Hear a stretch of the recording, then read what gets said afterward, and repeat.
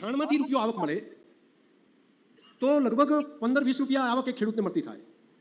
તો જો ગાયનું જરણ છે, ગૌમૂત્ર છે, તે તો અમૃત જેવું છે. એમાં સંશોધન કર્યા પછી એમાંથી આવક થાય તો શું થાય? 1 રૂપિયા લીટર, 1 રૂપિયા કિલો ગાયનું છાણ લઈએ તો 10-15 રૂપિયા આવક રોજની મળતી થાય. પણ જો ગાયનું જરણ લઈએ તો એમાંથી તો ચમત્કાર જેવી વસ્તુ છે. તો ગાયના જરણમાંથી જમીનને નવ પલ્લવિત કરવા માટેની શક્તિ રહેલી છે. અનેક એવા તત્વો છે કે જે આખી જમીનને નવ સાધ્ય કરે છે. એમાં દેશી ગાયનું જરણ છે એ તો ચમત્કાર છે.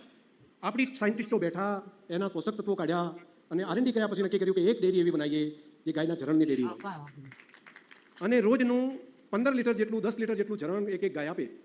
5 રૂપિયા લીટર જરણ લેવાનો સંકલ્પ કર્યો. 15 હોય તો 12 લીટર જ કરીએ ને તો 12, 50, 60 રોજના 60 રૂપિયાની આવક એક ગાયના જરણમાંથી પશુપાલકને થાય. ખોરાક મોટા ભાગનો ગાયનો એમાંથી નીકળી જાય. રાધનપુરમાં ડેરી કરવાનું નક્કી કર્યું.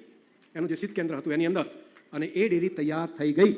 આ મહિનાની અંદર ગાયના જરણમાંથી, ગૌમૂત્રમાંથી અલગ અલગ પ્રોડક્ટ બનાવવાનું કામ એ દેશની અંદર આપણી બનાસની ધરતી ઉપર થઈ રહ્યું છે. આ બહુ મોટી ક્રાંતિ આપણે ત્યાં થઈ રહી છે.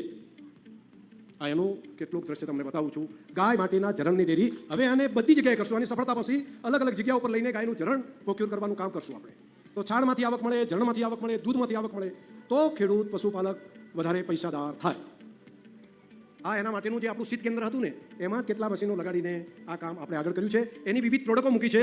એનો પ્રયોગ કર્યો એટલો મોટો સરસ પરિણામ છે કે અદ્ભુત છે. એક આપણે